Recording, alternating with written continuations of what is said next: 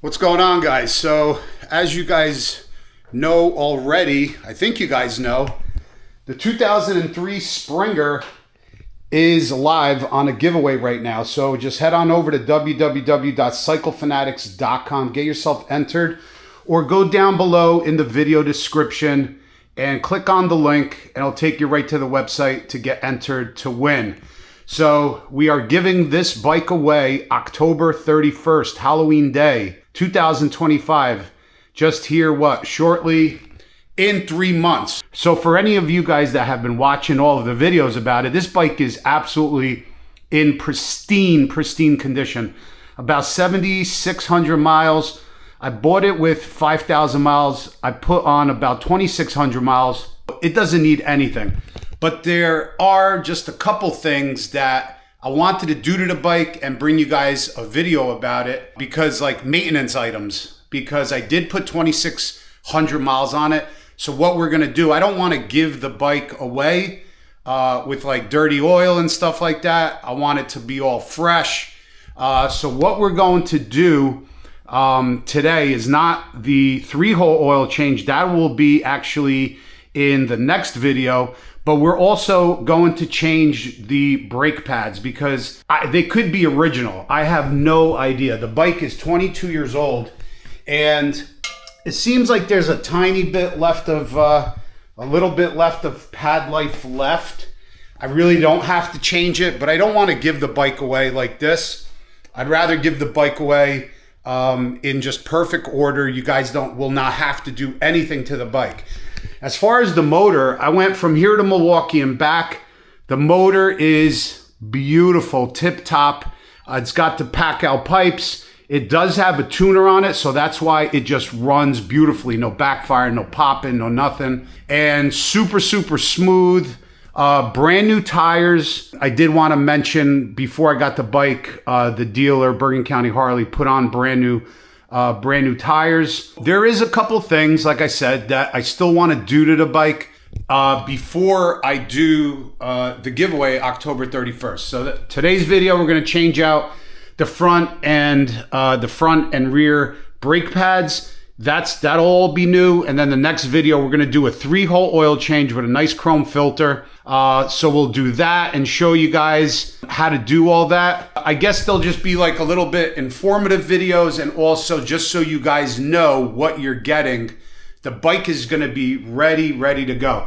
And then at the end, I still have a couple other things, maybe a couple little bling pieces. I'm still searching for some, chrome swing arm inlays right there. I believe Kuryakin used to make them, but I don't even know if they make them anymore, but I'll see about that. But just a couple little touches to just kind of add more quality to the bike. So this way, once you guys get it, whoever is the winner, there's not going to be anything you're going to need to do to this bike except put it somewhere on a shelf and look at it, or ride the crap out of it. It's just, I want it to be ready. So that's what we're going to do. I'm going to go grab some tools, show you guys how to change out the front and rear brake pads. And this process is pretty much the same for any bike. Basically, you take the caliper off and you take out the pads, put the new ones in. I'll show you, you have to actually push the piston in, because once you install a new pad, there's not going to be enough space for the caliper to go back onto the rotor. So I'll show you guys how to do that with a clamp.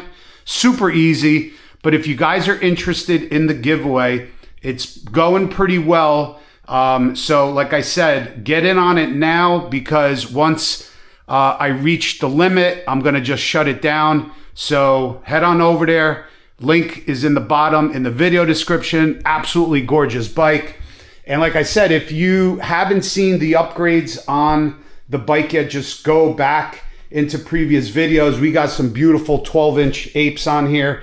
Magnum chrome lines, new grips, chrome housings, chrome buttons. We got all custom dynamics, LED lights in the front and in the back.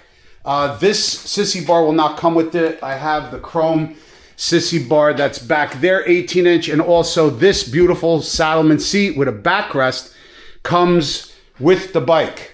So just a lot of goodies. There's a lot of chrome on this bike. Beautiful pack out pipes. Those pipes are about $1,000. I put the Linby crash bar on it. It just matches beautifully. The bike is just, I just can't say it enough. It's just absolutely gorgeous. So let me go get some tools and let's change out these pads. All right, so we're just gonna get the right socket for these 2 Allen bolts right here, because there's 2 of them on this bike. Typically there are that are gonna hold on the caliper. And I just realized there's a cotter pin that actually holds the bolt in the back. So we're gonna have to take that off. That's very hard to get to, but long set of needle nose pliers will do the trick.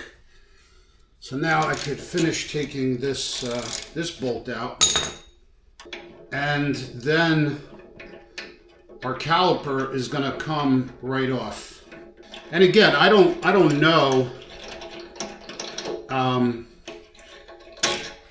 what shape really the pads are in, but I don't care. I'd rather give the bike to you guys with some fresh pads and stuff. All right, so before we take this out, so what I like to do, I could either use a clamp, or I take a big screwdriver like this and I put it in between the pads, and then I just twist the screwdriver, and what happens is it's going to push that piston back into the caliper. So now I don't even have to use a clamp or anything like that. So now that that's set, there's our pad, and it still actually has pretty decent meat on it, but we're gonna replace it anyway. So now this one, I need a little ratchet with a socket right there. We're gonna have to take this piece off in order to take that pad out of that side.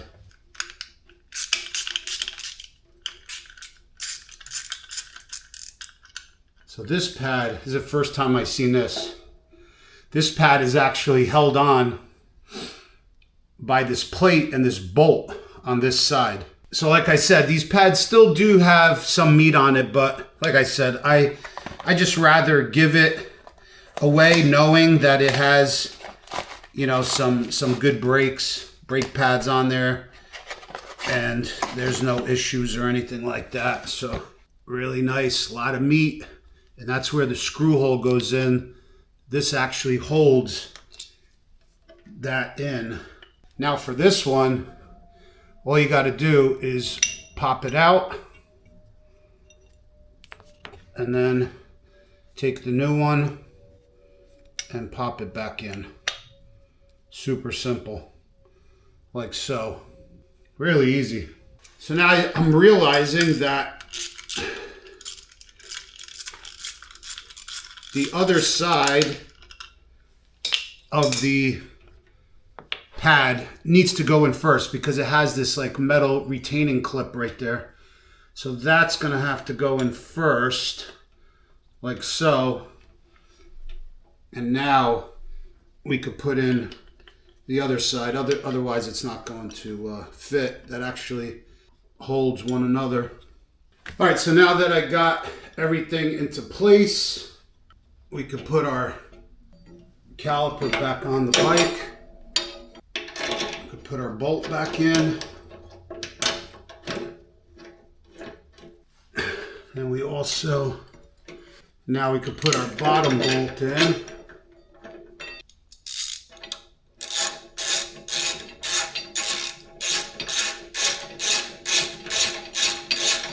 New pads are on the bike. Just going to put this cotter pin back in. It's in such a horrible area. There it goes. All right, so you see the cotter pin like all the way back there on that bolt, and we got the new pads in. Got the bolts back in. Good to go. So I also, as soon as I do that. You got to pump the brakes because you will not have any brakes. Don't try to leave immediately from doing a brake job. Make sure you get that piston and get the fluid back in and up against the rotor. All right, so front is done. So now for the back, I'm gonna want to take out this bolt right here and this bolt, which is actually the pin that goes through the caliper and goes through the brake pads. And I'll show you if I could find the brake pads. Right there and right there. These two pins actually go through both sets of pads, and that's what actually holds the pads inside of the caliper. So I'm going to take these pins out now, and then we're going to slide our brake pads out. We're going to collapse the pistons first, I should say, and then we'll slide these out, these pads, the old ones, and then we could work on putting in the new pads. This is also a 12-point socket that you'll need for these pins, just so you know. Wow, okay, they were loose a little bit, so good thing I'm going over all this.